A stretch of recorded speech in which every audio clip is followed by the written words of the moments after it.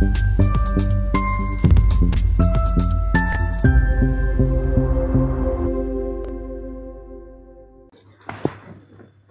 मित्रांनो, पंतप्रधान नरेंद्र मोदी गेल्या 8 वर्षातल्या सगळ्यात मोठ्या परदेश दौऱ्यावर निघालेले आहेत।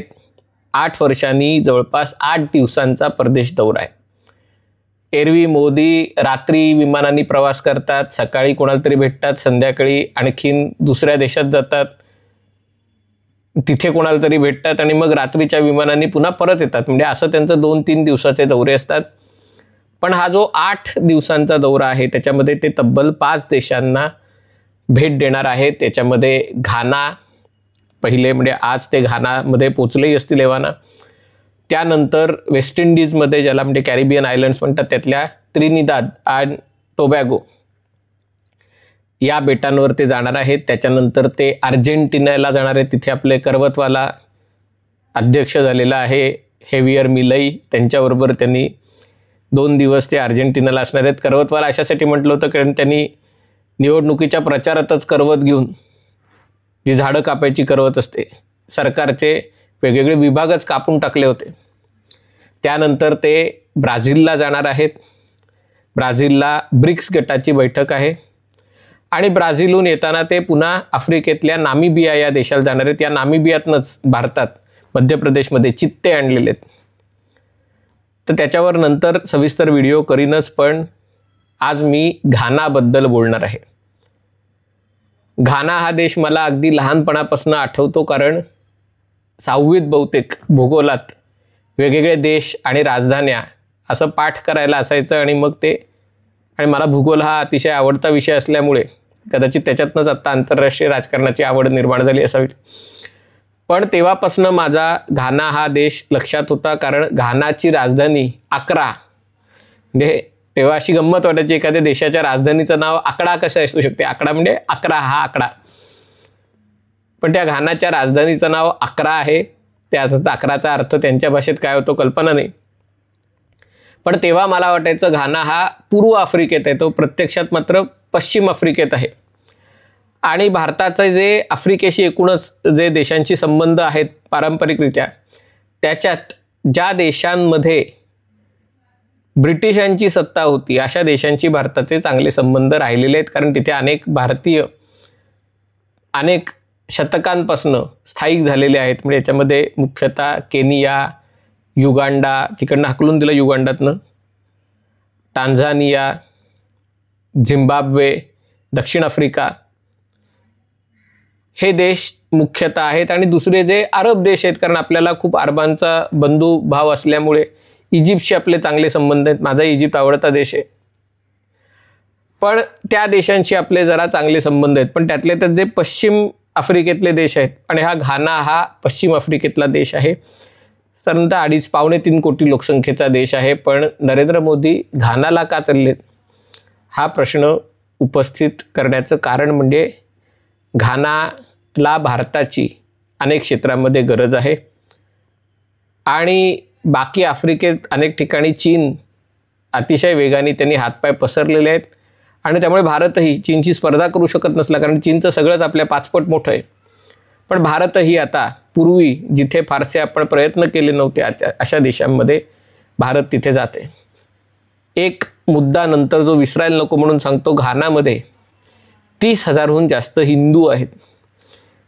आता हे जे घानातले हिंदू आहेत हे सगळे कृष्णवर्णीय आहेत, म्हणजे ते जसे आफ्रिकन लोक कृष्णवर्णीय काळे जसे तसेच्या तसे ते लोक आहेत।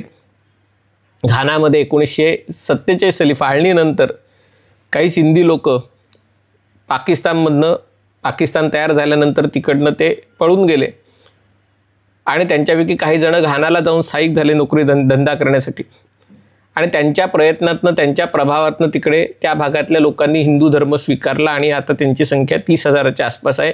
अर्थात घानाच्या लोकसंख्येचा हा खूप छोटा आकडा आहे, 0.1% आहे, पण आता त्यांच्या मुलाबाळांना नावं त्यांनी हिंदू ठेवलेली आहेत। तिथे हिंदू मंदिर, पूजा अर्चना सगळं, पण लोक अगदी आफ्रिकन लोक। आणि त्यामुळे मला अपेक्षा आहे, खात्री आहे की नरेंद्र मोदी त्या हिंदू समाजाबद्दल तिथल्या भारतीय समाजात जसे ते मिसळतील, कारण भारतीय लोक जगाच्या पाठीवर कुठेही जा भारतीय लोक असतातच, पण त्याबरोबर आफ्रिकन घानाच्या हिंदू लोकांच्यातही नरेंद्र मोदी मिसळतील अशी मला खात्री आहे. घानाला भारताकडनं काय हवं आहे तर, आणि भारताला घानाचं का महत्त्व आहे, या दोन्ही गोष्टी मी अगदी थोडक्यात सांगणार आहे. घानामध्ये प्रचंड मोठ्या प्रमाणात सोनं आहे आणि भारतीयांसारखे सोन्याचे भुकेले जगातले दुसरेच कुठले तरी लोक मला वाटत नाही भारतीयांनी एवढे कोणी भुकेले आहेत सोन्याचे. ज्या मोठ्या प्रमाणात आपण सोनं घेतो, म्हणजे जर खरोखर भारतीय लोकांच्या घरातलं सोनं बाहेर काढलं तर सगळ्या जगाचे डोळे बाहेर येतील. एवढं सोनं आपल्याकडे कुठे कुठे दडवून ठेवलं लोकांच्या घरामध्ये आणि इतर ठिकाणी. आणि घाना हा सोन्याचा एक मोठा उत्पादक देश आहे, हा यातला पहिला मुद्दा.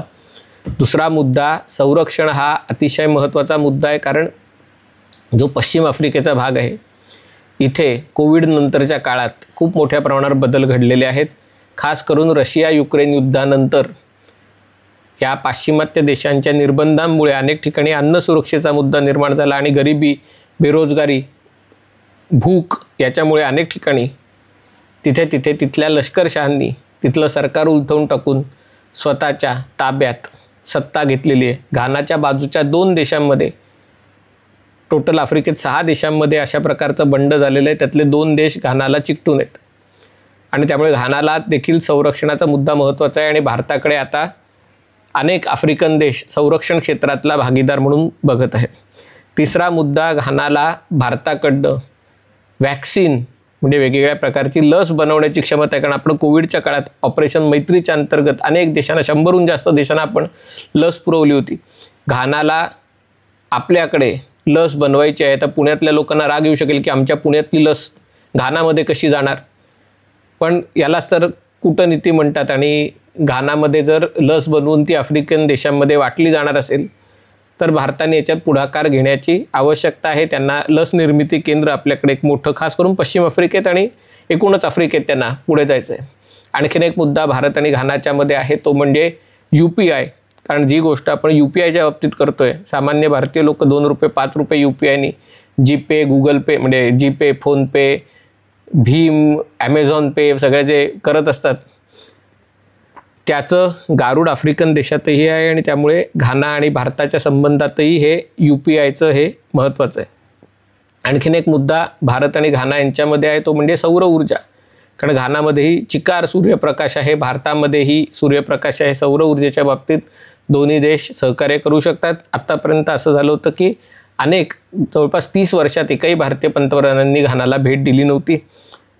तर त्यामुळे नरेंद्र मोदींचा हा प्रयत्न आहे की जर आपण दक्षिण अमेरिकेला चाललो आहे, म्हणजे एवढं लांब चाललोच आहे, तर वाटेत कुठल्या देशात थांबावं, आणि म्हणून घानामध्ये ते थांबणार आहेत. घानामधनं ते त्रिनिदादलाही जाणार आहेत.